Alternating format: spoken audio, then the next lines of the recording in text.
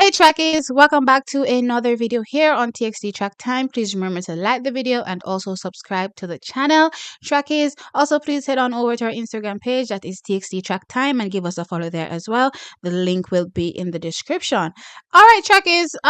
Yeah, this story just keeps on giving. This entire Elaine Thompson Hira, Shanikie Osborne saga just keeps going and going and going, and it just keeps getting worse. And in my humble opinion, I think both sides at this particular point are left with egg on their face as far as I'm concerned. All right, so Shanikie Osborne responds to Elaine Thompson Hira and refutes the claims that she was unwilling to negotiate payment terms with Elaine Thompson Hira, saying it was all a big lie. Now, trackies, this article or this interview was done by Sportsmax. I'm going to link the interview, link it in the description, so y'all can go ahead and read because it has quite a bit of details in it, trackies. And I'm not going to be reading all of this because if I do, then it will take up the whole video as far as I'm concerned. So I'm just going to pick out the important sections in my mind that I took away from this article and then tell you my opinion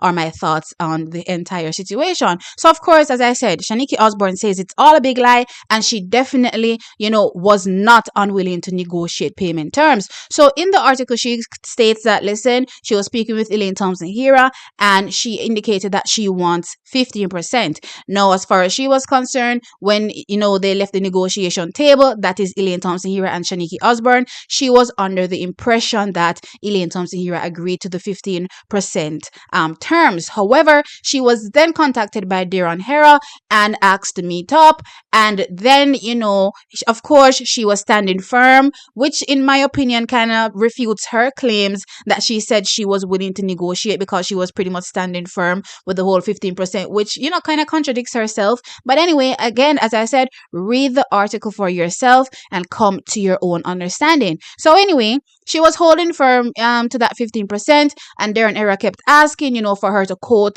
a price or give them a figure, and she went ahead and gave them a figure. But that figure in Darren Hera's eyes ended up being exorbitant as well. And it turned out later that Elaine Thompson Hira decided that, okay, along with, Darren Hera, that they will not continue with her services. So track is surface level when she talks about the 15%, also when she talked about quoting a figure, it sounds as though she was willing to go ahead and negotiate these payment terms. But track is, again, I implore you to read the article, because after reading it, that is not the vibe I got. Because one, as I did say, she said she was willing to negotiate, but she was definitely holding firm to that 15%.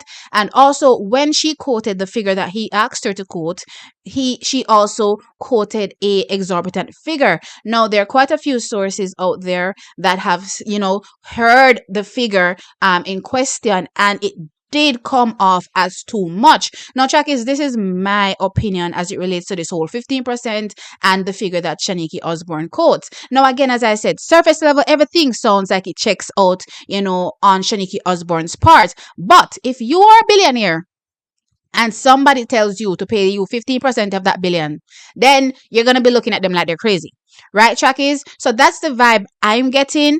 That is what is happening with the whole Darren Hera side of things versus Shanikie Osborne, which is why he said, quote a figure, right? But the figure that she ended up quoting as well ended up also being exorbitant, which tells me, trackies, in the back of my mind, is that she knows I'm a billionaire. So there's a difference between me being a billionaire and you ask me for 15% and I say, that's too much, because in the back of my mind, you don't know that I'm a billionaire, but still, if I'm supposed to give you that 15%, I'm looking at you like you're crazy. But then the figure she ended up quoting, in my opinion, based on information that was divulged, through multiple sources, that figure also ended up being, high as well, which alludes to the fact that you may very well know that I'm a billionaire. So you're, charging above, again, in my opinion, based on information that was divulged, the required rate. So anyway, trackies, are, a rate that is within the realms of acceptability.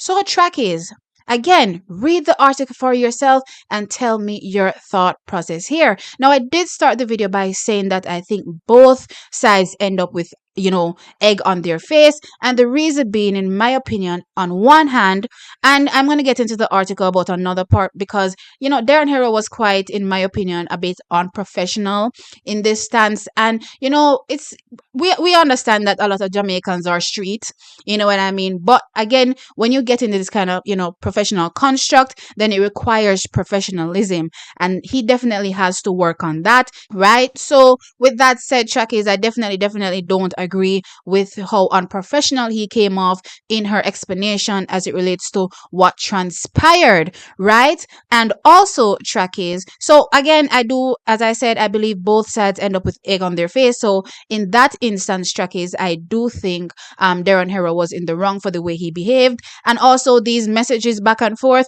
people need to learn. This is the new age. Stop sending people these voice messages and these text messages that can be used against you. You know what I mean? If it's spun in a certain way, you understand what I'm saying? Because again, it depending on the person you're talking to, you may get a raw version, of them explaining how they feel about a particular situation, or you can get a really articulate version of someone else, right? But they could be saying the same thing. You know what I mean? So again, trackies, you have to be careful about sending out these messages and all these things, because again, it can come back to bite you. Right. On the other hand, now when it comes to Shanikie Osborne, I definitely believe that she fumbled Elaine Thompson here, because again, in my opinion, and I'm going from information again, that if you are working with such a star, and I did do a video about Elaine Thompson here and Shanikie Osborne and the effect that Elaine Thompson here has had on Shanikie Osborne's coaching, meaning that she has literally gotten the stamp of approval. We've seen, quite a few young juniors, star juniors that were looking to really come up in this game that have, gone over to her camp. And I've, compared it to what has happened with Ronaldo Walcott and, of course, Shelly-Ann Fraser-Price. All of these people, look how many people have gone over to that particular camp. So I was saying that, listen, it's the same thing happening over here with Shanikie Osborne. So I think she probably moved a bit, too fast, too soon, in my opinion, as it relates to this whole money grab thing. And as far as I'm concerned, trackies, I do believe, because based on what I read in this article, I'm a straight shooter. I don't think my opinion doesn't change. My opinion doesn't change from my last video as it relates to what I felt about this situation. You know what I mean? And again, y'all can read the article and figure that out yourselves. But yeah, I definitely think she, dropped a major or fumbled a major bag in being Elaine Thompson here, because her credentials would have been boosted ridiculously if she had continued with Elaine Thompson here. Now, when I compare what's going on with Ronaldo Walcott, remember, all of these athletes have gone over to Ronaldo Walcott, and whilst, he hasn't really, brought an athlete from zero just yet to 100. We've seen him take a Megan Tapper, and she has this 2023 season run so much faster. We've seen Rashid Broadbell doing fantastic things. These athletes may have been trending that way. Well, I would say Rashid Broadbell for sure was trending in that way. Karika Hill was trending in that direction.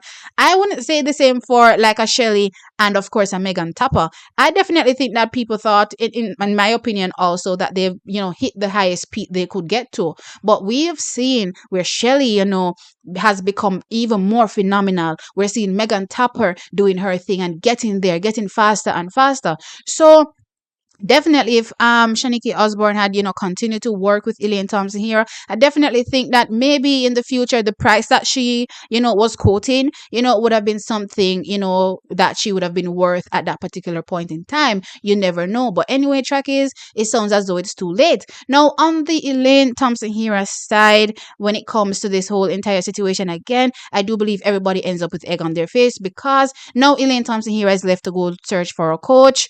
And again, as I stressed in my first video, tackling this topic, you don't know. It doesn't matter which world-class coach you go to. You don't know if that coach is going to work for you, right? And the mere fact that Shanikie Osborne was working for her, they should have tried everything, in my opinion, to retain her services, to ensure that, this dream keeps alive. 2024 comes and we're looking to see if we can strike, some gold, some world record, something. I don't know. You know what I mean, trackies? But anyway, as I said, trackies, what Shanikie Osborne said in this interview, this does not change my opinion as it relates to what entirely went down with Elaine's version and her version. As a matter of fact, I think she corroborated their story based on what she said, because I'm not lying. That's how it sounds in this article, right? But at the end of the day, trackies, this is not what I wanted. I was secretly here. Well, I think I said it in my first video. I was hoping for them to work it out. I was secretly, before this article came out,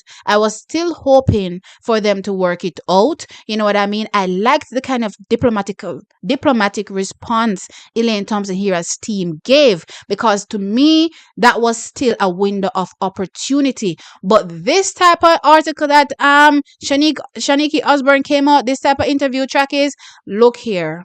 When you're talking about having voice messages and them type of thing, there, trackies, you're supposed to know people don't mess those games, don't play those games. People do not play those games. So if you are trying to say you want to use messages I've sent you against me, people are not going to trust you in the future. So I definitely think she dropped the ball in this interview by even just talking about these messages and whatever that was going on in terms of how I was approaching the situation. But anyway, trackies, you also know in the comment section below and let me know your thoughts. I think Shanikie Osborne dropped the ball. I think Darren Harrow was very unprofessional. I do still hold the stance that she seemed to be asking for too much, and I do think at the end of the day, Elaine Thompson-Herah stands to suffer the most. Anyway, like the video, of course, trackies, subscribe to the channel, and I will catch you in the next one. Bye.